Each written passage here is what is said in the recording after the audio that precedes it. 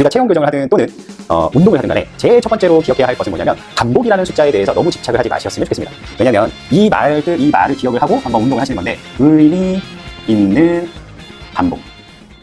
지난 시간에 이어서 전방경사, 우리가 허리 L5, L4, 3 압박을 받아서 우리 디스크나 허리가 통증이 있는 분들이 봐야 될 세 번째 영상입니다. 오늘은 골반 모양까지 변형시키는 허리의 곡선, 이 부분에 대해서 설명을 하고 또 지난번과 같이 대처할 수 있는 운동들을 배워보도록 하겠습니다. 지난번에 얘기했듯이 전방경사란 경사, 자, 골반이 기울어지는 부분들을 같이 볼 수 있게 됩니다. 우리가 허리가 이렇게 곡선이 있는데 이 곡선 자체가 너무 많이 앞으로 돌출되어 있는 이 현상이라고 얘기를 했죠. 그래서 오늘은 골반이랑 같이 연결해서 이제 볼 건데, 원래 골반은 옆에서 봤을 때 우리가 골반 모양 자체가 이렇게 수평의 형태로 되어 있다라고 가정을 한다라고 하면, 전방경사는 이게 곡선 자체가 기울어져서 골반 모양도 이렇게 만든다라는 것을 좀 알 필요가 있어요.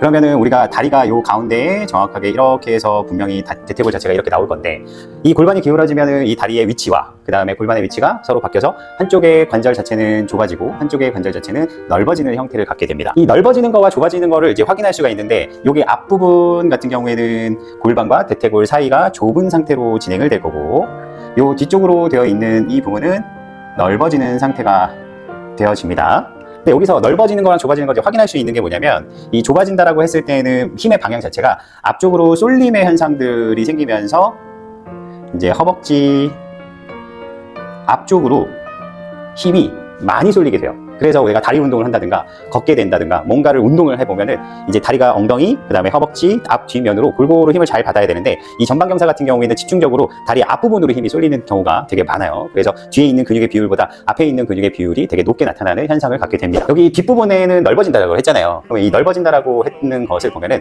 우리가 엉덩이의 아래 모양 자체가 굉장히 살집이 많으면서 두툼해지는 경우가 있어요. 풍선처럼 이렇게 커지는 거 있잖아요. 그래서 이렇게 보면은 아래 엉덩이가 넓어지면서 약간 하체 비만까지도 볼 수가 있게 돼요. 그러니까 누구나 하체 비만이 된다 이런 건 아니지만, 내가 근육의 비율로 봤을 때, 모양으로 봤을 때 앞이랑 뒤랑 차이가 굉장히 많다라고 생각을 하시면 돼요. 대부분 이렇게 하체 비만인 분들은 햄스트링 쪽에 허벅지 뒤에 있는 근육들을 잘 못 쓰게 되는 경우가 많거든요. 그래서 이 못 쓰게 된다라고 하는 거는 계속 앞에 다리만 굵어지는 모습을 가질 수도 있게 됩니다. 그러면 우리가 허리의 불편함이 다리라는 부분들로 인하여서도 개선이 될 수 있다라는 부분들도 생각할 수 있거든요. 오늘은 이 다리를 조절을 하면서 골반을 조금 더 균형 있게 만들고 허리에 대한 불편함들을 해소시켜주는 그런 운동에 대한 부분들을 한번 알아보도록 할게요. 자, 대표적으로 운동을 보면은 우리가 다리를 이용해서 운동하는 것이 스쿼트라는 게 있죠.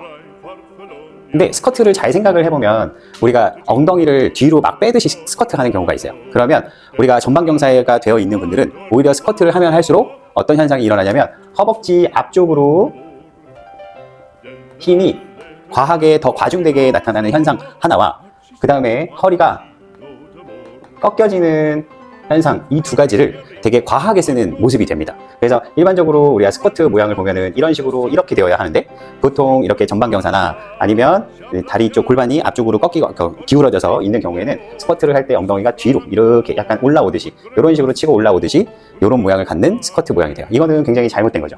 왜 잘못됐느냐? 스쿼트를 하고 나면은 허벅지 다리가 너무 앞쪽이 너무 팽팽해서 여성인데도 불구하고 이렇게 두툼하게 쌓이는 경우가 많아요. 그러면 앞에 있는 근육이 단단해지면 단단해질수록 이 전방경사에 대한 증상들을 좀 더 악화시키는 상태가 됩니다. 그렇게 되면은 우리가 요추, 허리 부분이 더욱더 압박을 당하는 경우가 많이 생기겠죠. 그래서 처음에 알아야 될 거는 운동을 어떻게 하느냐가 되게 중요한데, 여기서 의미상 하나를 꼭 알고 가야 돼요. 어떤 의미를 알고 가야 되냐면, 다리라는 부분들은 어떠한 역할을 해주는지에 대한 생각, 요거에 대한 정의를 정확하게 이해를 하고 갈 필요가 있어요. 자, 우리가 다리라고 하는 거는 어떤 의미를 갖고 있냐면, 나의 체중을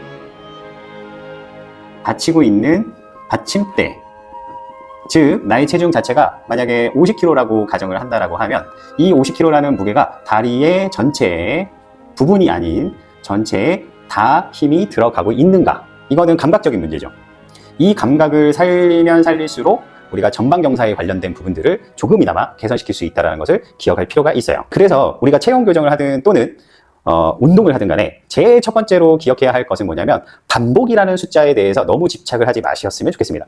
왜냐면 이 말을 기억을 하고 한번 운동을 하시는 건데, 의미 있는 반복.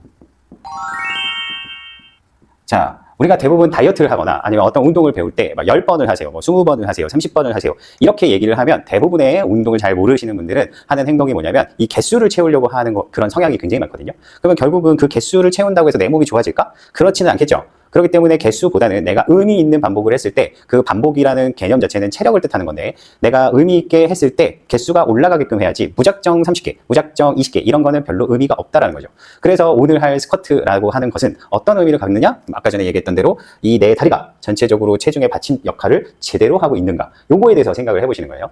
자, 여기서 다리가 체중을 잘 받게끔 힘이 잘 전달되면은 자연스럽게 우리가 코어라는 부분도 사용을 하게 됩니다. 근데 의미 없이 반복 횟수를 하면 코어에 대한 부분들이 잘 사용되어지지 않고 순수하게 다리로만 하게 되는데, 그 다리는 무릎 관절 중심으로 움직이 될 수밖에 없다는 것을 기억하셔야 됩니다. 그러니 스쿼트를 하거나 다리 운동을 하고 나서 무릎의 통증마저도 같이 올 수 있다는 것을 기억하셔야 돼요. 그래서 오늘은 스쿼트를 반복 횟수라는 개념보다 감각을 찾는 스쿼트를 한번 해볼 거예요. 스쿼트의 요령은 말 그대로 체중 받침대를 쓰는데 처음부터 풀로 앉는 게 아니라 처음에 3분의 1 지점까지 앉아보는 거예요. 내가 3분의 1 지점까지 앉아봤을 때 정말로 내 다리가 골고루 나의 체중을 잘 받고 있는지 한번 생각을 해보는 거고, 그 감각이 느껴져야 됩니다. 느껴지지 않은 상태에서 진도를 나간다는 것도 의미가 없겠죠. 두 번째, 3분의 1 지점까지 나 체중 잘 들어가고 있어 라고 생각하면 2분의 1 지점 안에서 또 앉아서 체중을 느낄 수 있느냐, 이것도 생각을 해보셔야 돼요. 그것보다 조금 더 난 좀 더 잘해 라고 생각을 하면 그 다음에는 더 2분의 1보다 더 내려가는 풀 버전으로 앉게 되면은 이런 식으로 앉아보는 걸로 인해서 내 다리의 감각, 그 감각이 코어로도 전달된다. 코어라는 부분들은 척추를 반듯하게 세우는 역할을 하게 되겠죠. 그래서 내가 허리를 보호하고 허리를 개선시키기 위해 오늘 스쿼트라는 것을 반복 횟수보다는 앉아서 홀드하는, 그래서 한 5초든 10초든 앉아서 내 다리를 골고루 쓰면서 받침대 역할을 잘 하느냐. 여기서 주의사항 또 하나는 뭐냐면, 이렇게 앉아있을 때 받침대라고 하는 거는 다리 전체이긴 하지만 생각이라는 걸 하나 더 해야 할 부분들은 좌측에 있는 다리와 우측에 있는 다리에 힘을 주는 비율도 같이 맞춰줘야 한다는 것을 기억을 해보세요. 여기서 우리는 완벽한 스쿼트 모양을 만들자 이런 개념부터 가면 안 되고, 상체의 모양이 뭐 구부려지든 세워지든 상관없이 나의 체중이 정확하게 다리에 들어가는 것이 되어지는가, 요거에 관련된 것만 생각을 하고 진행을 시켜주세요. 처음부터 자세를 잘 잡으려다 보면은 허리가 또 꺾이는 현상이 일어나기 때문에 그 부분들을 좀 기억하고 진행을 해 주셔야 합니다. 지난번에 첫 시간에 했던 허리의 곡선을 완만하게 해주는 다리를 당기는 동작을 먼저 하시고, 두 번째 시간에 배웠던 허리를 바닥에 붙이는 것도 한 다음 스쿼트를 이어서 가도록 하셔야 돼요. 언제나 몸은 준비되어 있는 상태에서 해야지 무작정 내가 편안하게 할 수 있다라고 해서 그냥 하시는 거는 교정 운동이 될 수가 없습니다. 첫 번째 단계입니다. 첫 번째 단계, 3분의 1 지점까지 앉았다 일어났다 할 건데, 3분의 1 지점에 앉기 전에 양쪽 다리는 골반 넓이를 만들어준 상태에서 내가 발바닥이 땅에 정확하게 닿을 수 있도록 지면에 꽉 눌러준다 라고 생각을 하시고, 3분의 1 지점으로 이렇게 앉아본 다음 내 체중이 다리에 들어갔는지 안 들어갔는지 확인할 수 있는 방법은 다리를 이렇게 앞으로 또는 엉덩이를 살짝 뒤로 하면서 가다 보면 내 다리의 앞과 뒤쪽에 힘이 들어간 것을 충분히 느끼시게 될 겁니다. 이때 전만증이 있는 분들은 허리를 세우거나 상체를 세운다라고 하면 오히려 이렇게 엉덩이가 뒤로 빠지는 형태로 허리가 꺾이는 모양이 나올 수 있으니 이 부분들은 조심해서 다뤄야 합니다. 자, 다시 보여드릴게요.